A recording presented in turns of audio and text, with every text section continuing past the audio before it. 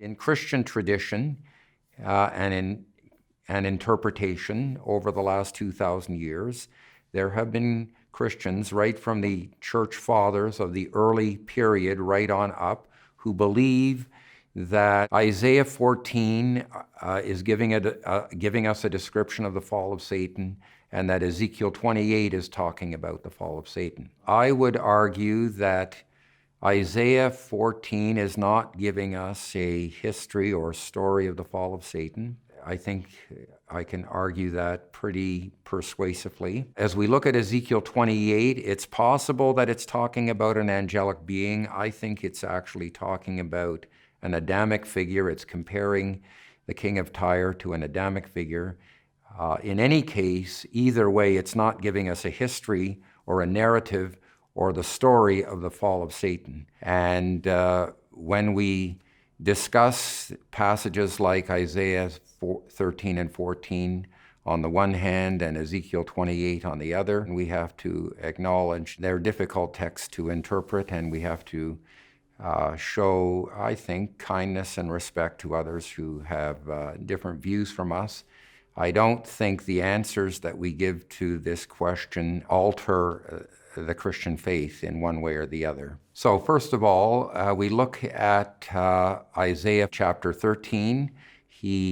Isaiah predicts the fall of Babylon. This is a country that the civilization is based on worshiping false gods, and therefore that civilization will fall. And in Isaiah 14, he has a kind of parody concerning the king of Babylon.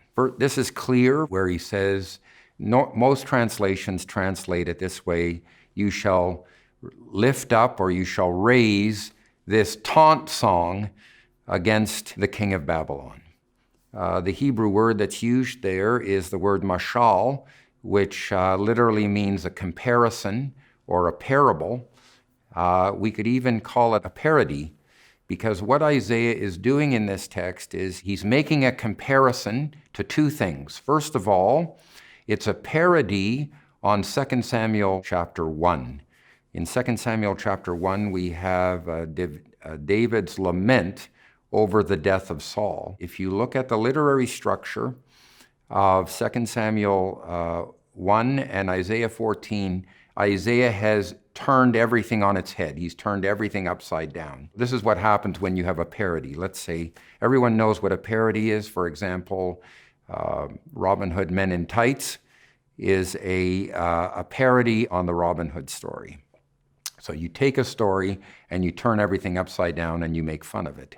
And so it's a lament for the king of Babylon as he falls from power and he dies and he comes down into the underworld and his body is eaten by worms and he has all of his progeny are put to death. That's very clearly the context. Secondly, there's a comparison being made between the king of Babylon and a Canaanite myth. Archaeologists have discovered from Ugarit many passages and texts that deal with the Canaanite religion. In these stories, Baal is said to die and to rise again. The dying and rising of Baal are associated with the change of the seasons. So in the springtime, when things are growing, he's rising, and in the winter, when the crops are finished, he's dying. So there's a story about how Baal has died and his throne is empty, and the chief god, the creator god El, and his wife are discussing what should be done. And the wife of the creator god suggests that she put one of her sons on the throne in the place of Baal. This son of hers is called Athtar. And so Athtar tries to go up to heaven and go up to the mountain that where the gods have their great assembly, their great council. And he tries to sit on the throne of Baal or Baal, and he's too small. And so he's cast down to the earth. He's cast down to the underworld. And so the king of Babylon is being compared to this young upstart god who tried to take the place of of the chief god on his throne and was way too small and cast down to the earth. In the text of Isaiah 14, the king of Babylon is called O Shining One. He's also called the Son of the Dawn. These are titles that are used for this Canaanite god in this story that I'm talking about. He's called Shining One, and he's called the Son of the Dawn. The Hebrew word Halel literally means, O Shining One, and it's a reference to the morning star, to Venus. When this word was translated into Greek, in the Septuagint, the Greek translation of the Old Testament, they translated it by the word heosphoros, which means dawn bearer and is a way of referring to the morning star in Hellenistic literature. And then later on, when Jerome translated the Bible from Hebrew into Latin, he used the word Lucifer. So Lucifer is simply a Latin word that means light bearer and is a reference to the morning star. So Lucifer is not a personal name. It's a descriptive title. It comes from the Septuagint, which in turn comes from the Hebrew text. And Isaiah is mocking the king of Babylon by calling him the name that is used for this young upstart god, and he's saying, you think you are the greatest in the world and you are at the height of everything. You're absolutely not a god, and you're going to be cast down to the underworld. So we can see that Isaiah is giving a lament over the death and the downfall of the king of Babylon. That's what it clearly says in the text. He's turning this inside out and upside down as a parody based on the lament for the death of Saul. And then he's comparing the king of Babylon to this Canaanite myth.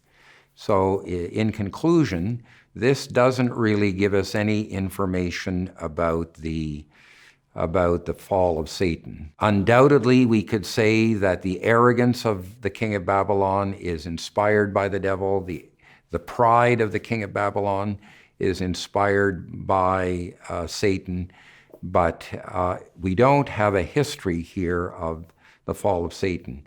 Now, in the history of Christian interpretation, right from the earliest church fathers, there have been people who have believed that this was a history of the fall of Satan, and I think that this interpretation is incorrect. The church fathers were basically cut off from the ancient Near Eastern background, and they were also cut off. They also were not sensitive to how Hebrew literature communicates.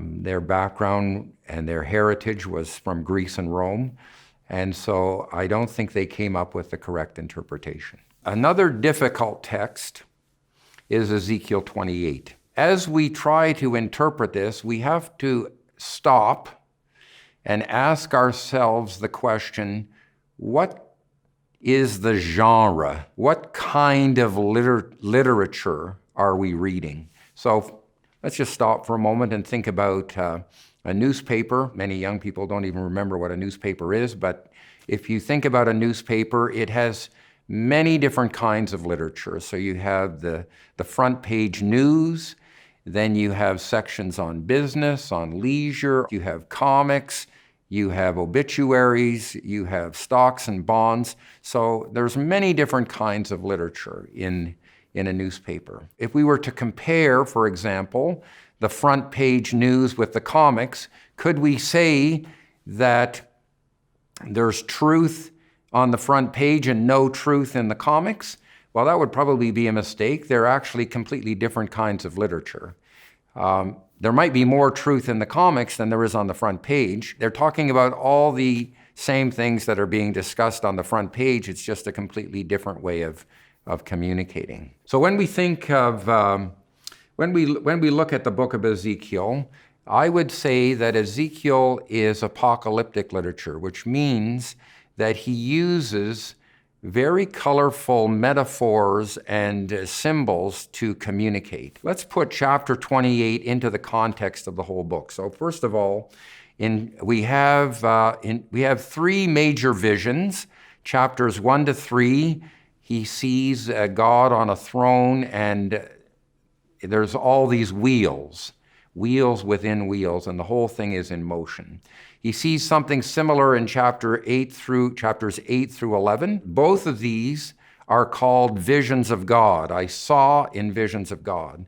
Chapters 40 to 48 is also introduced in exactly the same way. I saw in the visions of God. In these passages, he's communicating by means of symbolic visions. Now, I'm aware of the fact that many people think that chapters 40 to 48 should be interpreted literally, but it seems that if we take Ezekiel 1 to 3 as a symbolic vision, why does he see God's throne on wheels? God can no longer live in the midst of his people. The 5-star hotel has become a 0-star hotel. They have broken the covenant. They have violated the covenant relationship. The land is full of idolatry and full of social injustice. And so God is getting ready to move out, and that's what's pictured by the throne being on wheels. And he sees exactly the same thing in chapters 8 through 11. The throne actually begins to move and depart from the temple. So God is leaving the temple, and this would be an awful shock to the Jewish mind. And chapters 40 to 48 are exactly the same. We should interpret this as a symbolic vision. He describes a future temple, but what's interesting, I've looked at every occurrence of the words length, height, and width in the Old Testament. And when they're describing building the tabernacle in Exodus 25 to 40, there's length, height, and width. When they're describing building the temple in 1 Kings 6 through 8, there's length, height, and width. In Ezekiel 40 to 48, there's length and width, but no height.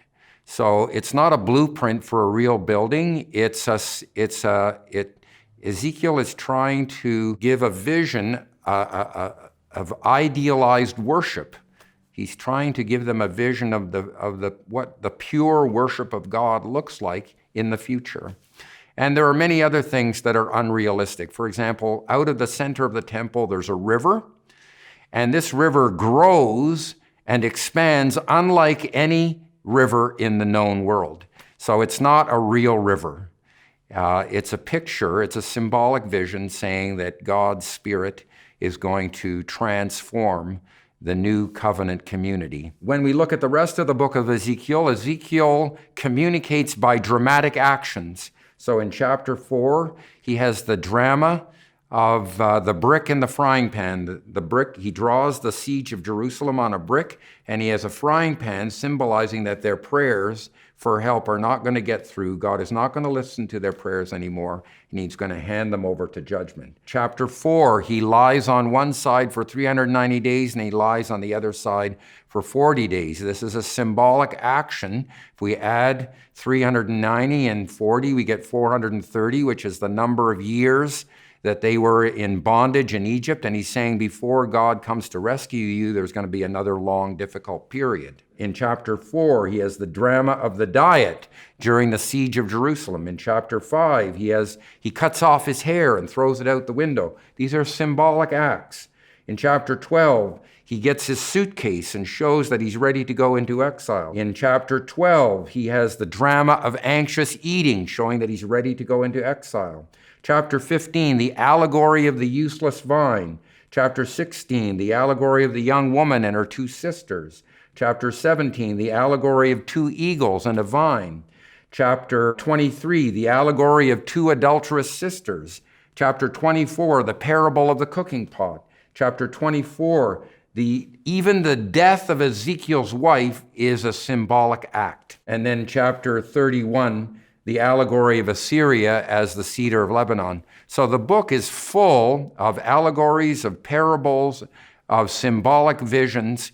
It's very unlikely that as we look at chapter 28 that this is going to be anything different. He says some very strange things about the king of Tyre. He says, and these are difficult texts to translate and interpret, he calls them the ones whose sealing perfection, as if he's some kind of signet ring.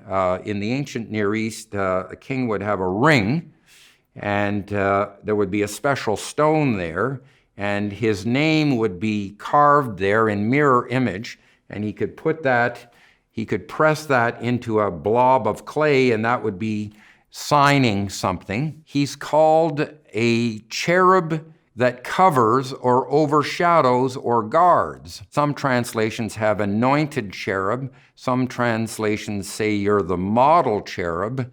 The word that's translated anointed or model only occurs once in the entire Old Testament, and nobody really knows what it means. So we have to be humble here. But he's called a cherub. It says that he's covered with stones of fire. Now, in the Old Testament, stones of fire is a way of talking about gemstones, jewels. What is Ezekiel doing when he's communicating in this way? Well, there are two interpretations. One is that he's referring to Satan or the enemy of God as a kind of guardian cherub that was there in the Garden of Eden, and he was created by God. He had a responsibility for protecting the garden until injustice was found in him. And he became filled with violence, and he was arrogant about his beauty and his splendor. That's one interpretation. Another interpretation, and I think that's probably more likely, although I'm not dogmatic about this, is that he's picturing Adam. This colorful metaphor and imagery is describing the king of Tyre as a kind of primal king priest, just like Adam was the first king priest in the world. To call him the one sealing perfection would be saying he was given authority by God to protect the garden, to protect the covenant relationship. To say that he was covered with these gemstones. The only other place in the Old Testament where we have these gemstones is on the breast of the high priest. Ezekiel mentions 9 gemstones, and there are 12 mentioned in Exodus. So 9 of the 12 gemstones are mentioned. The first 2 are the same as the first 2 on the high priest's breastplate. The second set of 3 are identical to the fourth set of 3 on the high priest's breastplate. And the third set of 3 correspond to numbers 5, 4, and 3 in the high priest's breastplate. It doesn't match up perfectly, but it could be a kind of a parody on portraying the king of Tyre as an original king priest. The word cherub and covering only occur together elsewhere in the Old Testament of the cherubim covering the ark. So it could be a way of saying that this person had the job of protecting the covenant, because that's what was in this box. That's what was in the Ark of the Covenant. The covenant between God and Israel. This could be very colorful language for depicting the king of Tyre as the primal man who was given authority by God to protect the garden, who was like a king priest, who had the job of protecting the covenant until injustice was found in him and he rebelled. Now, as I've said, the other view is that this is actually a reference to the enemy of God, which we call the devil or Satan. A recent proponent of this view is Michael Heiser. I've read his book, The Unseen Realm. I've read the detailed notes that you can get online. I've checked out all of his sources.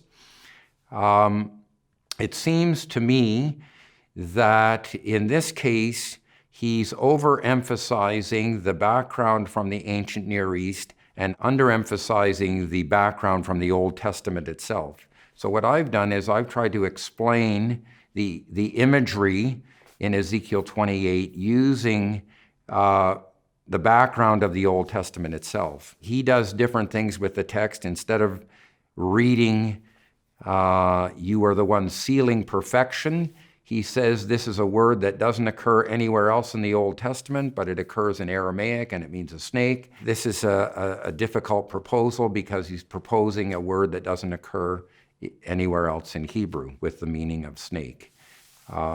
He thinks he has 4 reasons for thinking that this is not an Adamic figure. He thinks that Ezekiel 28 has to be parallel to Isaiah 14. He thinks that Adam wouldn't have been called a cherub.